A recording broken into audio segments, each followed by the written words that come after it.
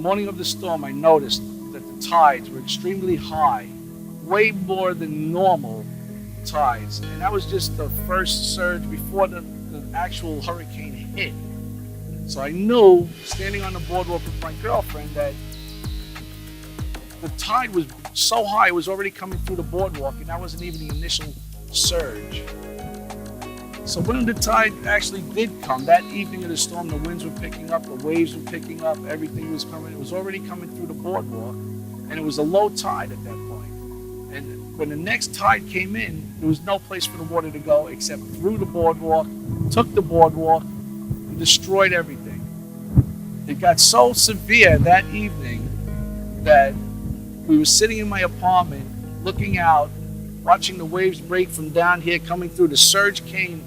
The actual tides came through first from the bay side. The bay started flowing in. That was the actual flooding came from the bay initially. And after the bay, then the surge from the ocean came. And once the surge started pushing through, looking off of my terrace, it was like a rapids coming through this area here.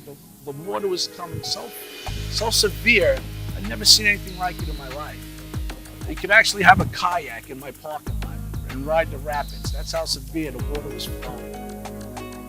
The next morning when we woke up is when we really realized the severity and damage that this storm actually did. Looking off my terrace, as the sun was rising, I could see the boardwalk was destroyed. There was no more boardwalk. If you can look out over my head now, they built a little bit of the concessions up, and they're still pumping sand and dredging as we speak right now.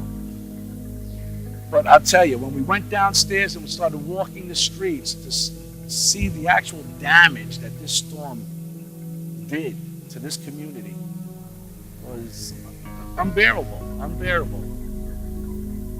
Looking at all the other people that were in the same state that I was in, just in a comatose state, walking around in unbelief that what actually happened.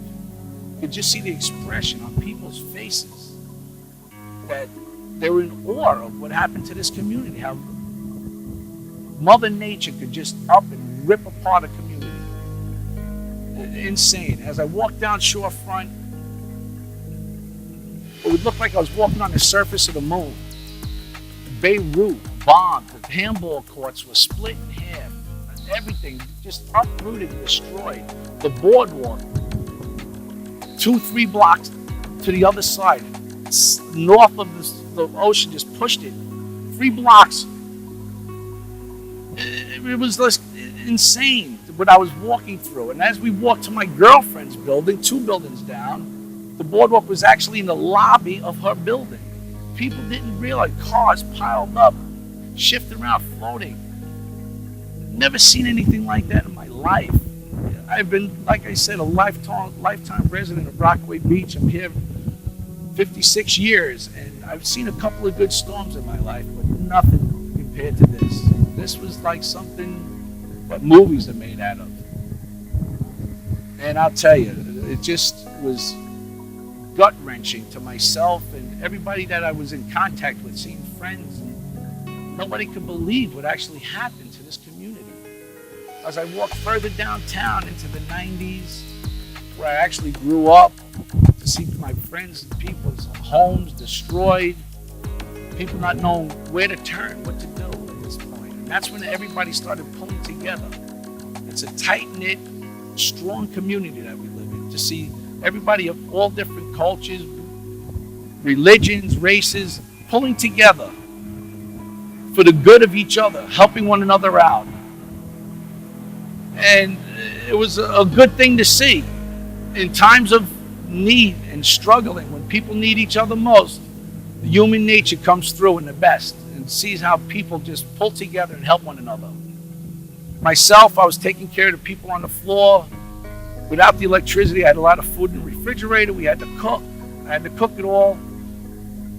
So I was cooking major big meals, feeding people on the floor. My friend lives down the hall from me.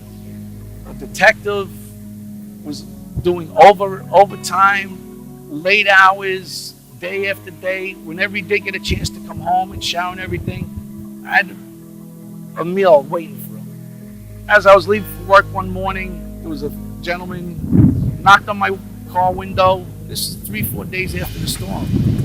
Sir, can you help me? I have no place to go. I'm homeless. So I brought him over to the next building. They had a little relief shelter over there, hot food and everything. So I brought him over, introduced him to the people that were running it, sat him down, and off to work I went. And this is just things that people were doing for one another, helping one another. Elderly people in the building, people making sure that they're okay, bringing them up and down, making sure it was difficult for them with no electricity, the stairways and everything else. But it was a great thing to see how people could come together and help one another.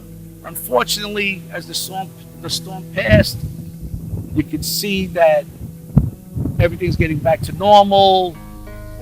Why does it take a disaster for people to come together and help one another? The actual disaster is something that I don't think anybody should live through, and I hope I never live through it again.